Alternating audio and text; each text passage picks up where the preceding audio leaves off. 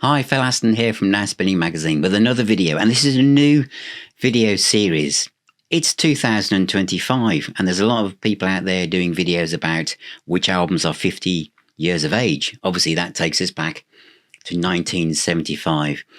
And 1975 was a fantastic year for music. So I was trying to think of my own spin on this, pun intended, because I was 16 in 1975. That was the year I went from being at school to leaving to getting my first job.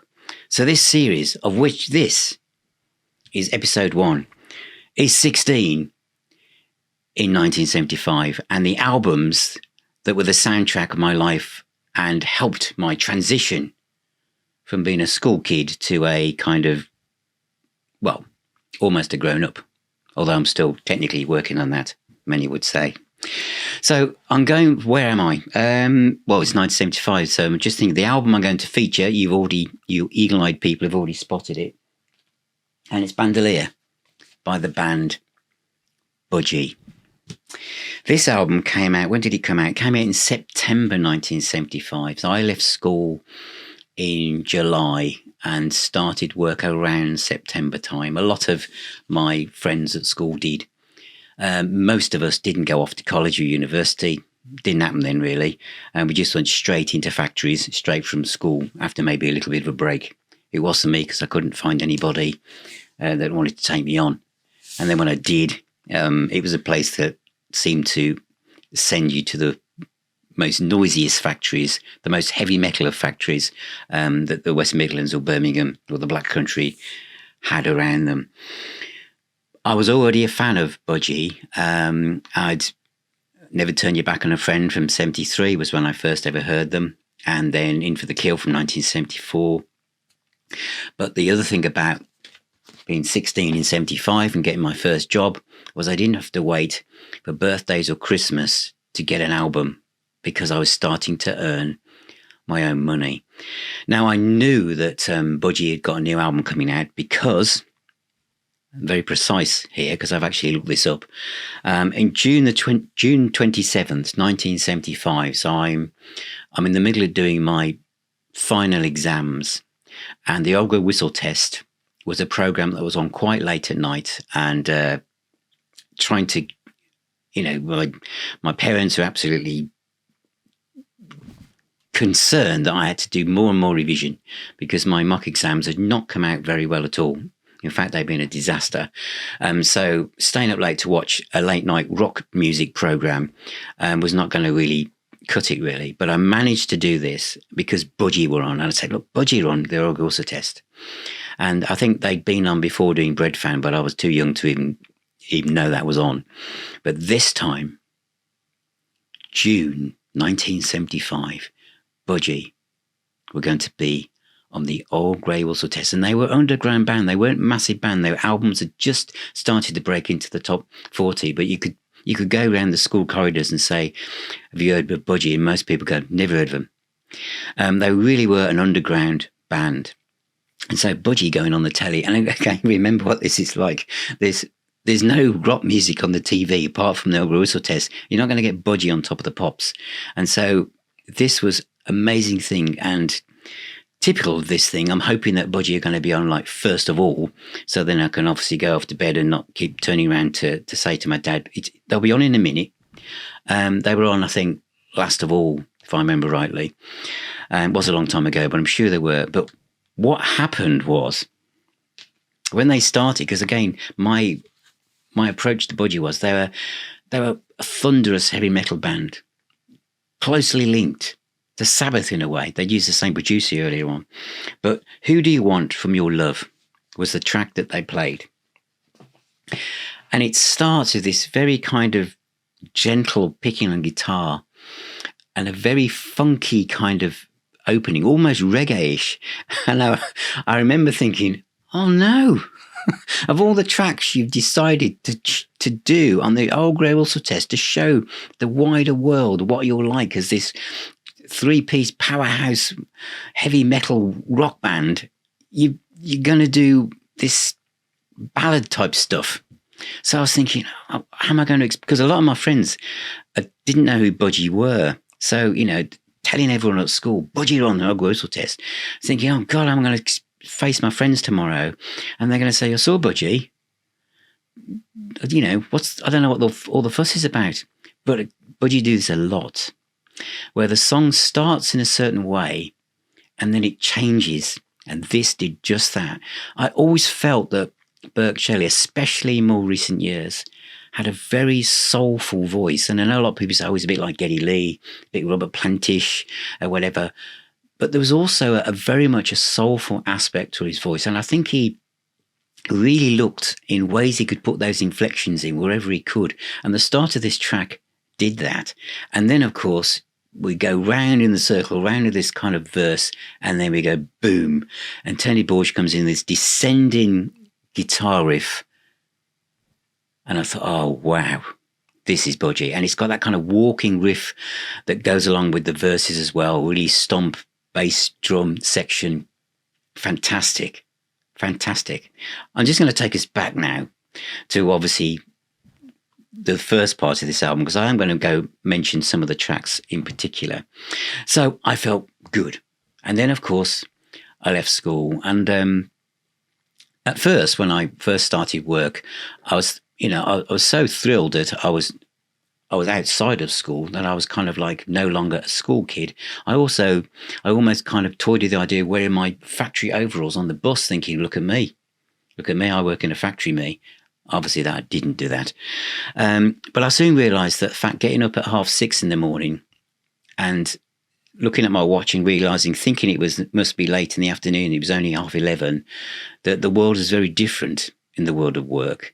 And so by the time I did catch the bus on the way home, absolutely covered in dirt and muck and dust, and nobody actually wanted to sit by me on the bus anyway, that I just came home and I was too tired to actually do anything. And like a lot of people from my generation, you went home, you went upstairs, you waited for your mum and dad to call you down to say your tea was ready, which is usually corned beef, mash and beans. And maybe if you had enough energy, you might go out and meet some of your mates. And I remember one of my friends was called Paul Rogers, and not that one, and not the famous one, although he might be famous doing something else, I don't know. And he said, Phil, because he was also working in a factory, we met each other at someone's bus stop, and he said, what, when you get home now, he said, after being at school, he said, you're so tired, and he said, it's so, it's so different. And both of us having trouble with, like, we're apprentices, and the blokes that were supposed to be looking after us were kind of bullies and stuff, and we weren't happy. It wasn't kind of like a shiny new world at all. It felt like a vortex taking you down a tunnel of doom, really. And thinking, literally, this is it. You have to work like this for 25 years before you get a watch or something, and then it's all over. And he said, new Budgie album, Phil. What you want to do is get the new Budgie album, come home, go upstairs before your tea's ready, and stick that on and put it on as loud as you possibly can. And he said it will just blow away all the factory dust. So when I picked up my weekly paycheck, which was about £16.96, I went and bought for about £2.35 Bandolier by Budgie. And of course, I remembered the track Who Do We Want For Your Love, which is what they did on the Whistle Test a few months earlier. This came out in September, so I hadn't been at work very long at all. And I put it on. Isn't it? Sorry to bounce around on this, but just the sheer basic information on the vinyl album, the thin spine, and just let's do just for a dive in, the cover, Planet of the Budgies. I think that is such a fantastic cover. This is by Patrick Woodruff, and I was such a fan of Patrick Woodruff that, and some of you thinking, who's he? I bought this book just for artwork of Patrick Woodruff, because he also did Sad Wings of Destiny by Judas Priest, and at this time he was doing quite a few things. I think he did Greenslade as well, if I remember rightly. Yeah, he did. Anyway, back to Budgie, and so I got home, put it on. I only used to go up to Birmingham to go around the shops, record shops on a Saturday. Came home, put it on, and the first track is Breaking All the House Rules. Great riff, and the way that Budgie always approached their music and writing is a bit like early Sabbath. They would have a riff, they would use that as a motif for verse, chorus, and then at some point in the song, they would then change direction with another riff and follow that for a bit. There literally were markers. If it was a piece of editing tape, you'd just be able to slice it where each section of a song came together. It's almost as if they were written in little sections and glued together. But this had a great rock and roll kind of riff. The first solo, which comes in within 2 minutes, is a real Chuck Berry type solo, but the great vocals, lots of kind of soulful inflections by Burke Shelley. But between 2 and the 4 minute marks, this is quite a long song, we go through like a series of riffs, no solos over the top. It's almost as if in any of the band probably wouldn't have had not the patience, but they would have been worried that they were just playing a riff as if they were rehearsing, and someone would have thought, we need vocals over the top of that. We need a solo over the top of that. But Budgie would play a riff and repeat it and repeat it and repeat it, and then move into another one. So they were almost like little mood pieces. And some in the hands of other bands, there's probably about enough riffs in this song alone for another 4 tracks, but they're all within this one song. And they're just so exciting. I was playing it in the car this morning, and I thought, this is genius. And that Budgie should have been so much bigger than they actually were. The other thing, as we move into the second track, which is Slipway, is another sign of the times in how hard rock and heavy metal has changed, because the next track is a ballad. Light and shade. In today's metal world, bands would probably be really concerned if they put a ballad in the second position or a ballad on the album at all. Think about bands like Judas Priest. Now it's just full on heavy metal, whereas back then, this is not far off, just a couple of years away with Sin After Sin. Was it The Last Rose of Summer, a ballad? There was more light and shade there. So there was more kind of, because life is light and shade. It's not just full on, I'm angry and I want to do this, and it's all full brutal force riffs. Life is light and shade. And I think that really kind of bands like Budgie gave you that. So you've just had a really full on great long rock song, wonderful riffs, really uplifting stuff. And by now, playing this for the first time, the factory dust was flying off me. And then the third track in is the one that was on the Whistle Test, which Caps just drifts gently out of that, because that track Slipway almost has a Tamla Motown feel to it. It starts with a very soulful approach by Burke Shelley and then goes into this falsetto vocal style, which he does effortlessly. And then the guitar solo from Tony Burge is just beautiful, great backing vocals. This way that they could go from like really full on riffage and heavy metal and stuff, and then to this worked. This is a band which had so much potential. Side 2, which I've got to mention as well, is I Can't See My Feelings. A quite simple, not overly distorted guitar riff.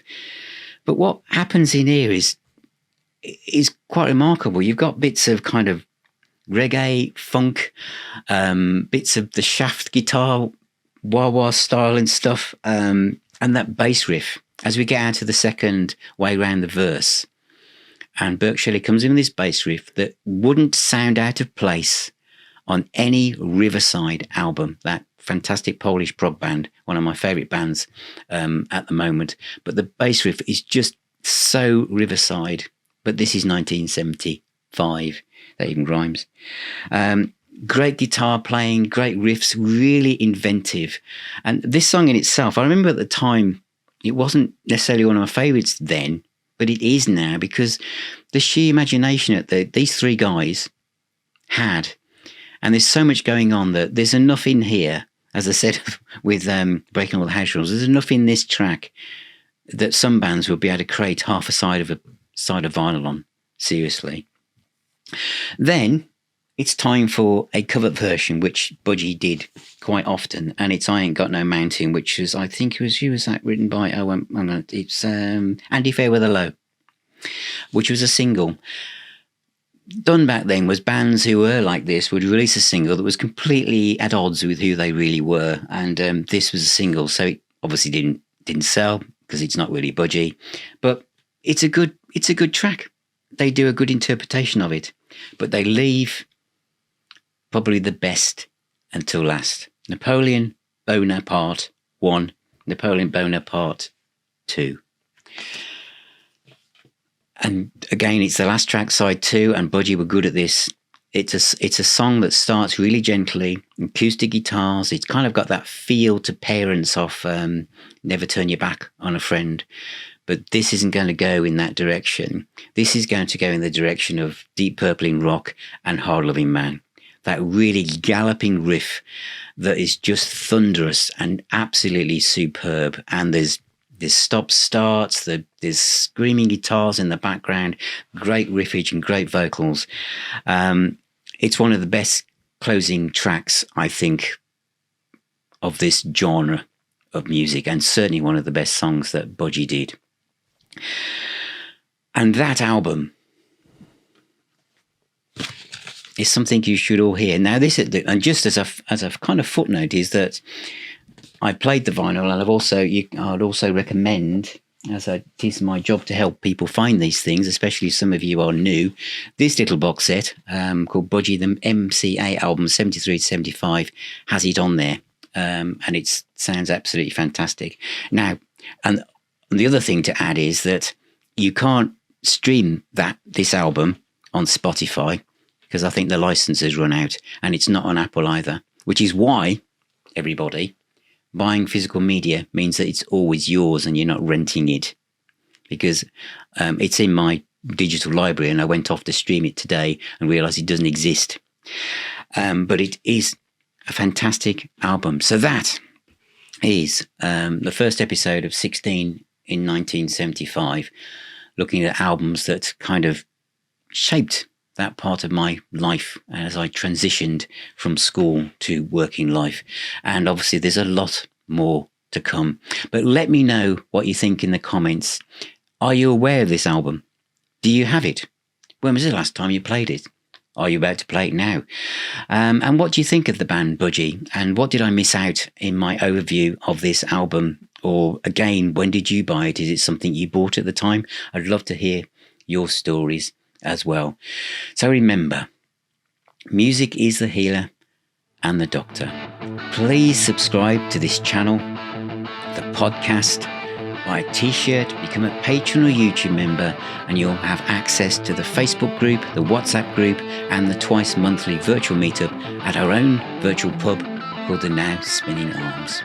Take care, all of you, and I'll see you all on my next video.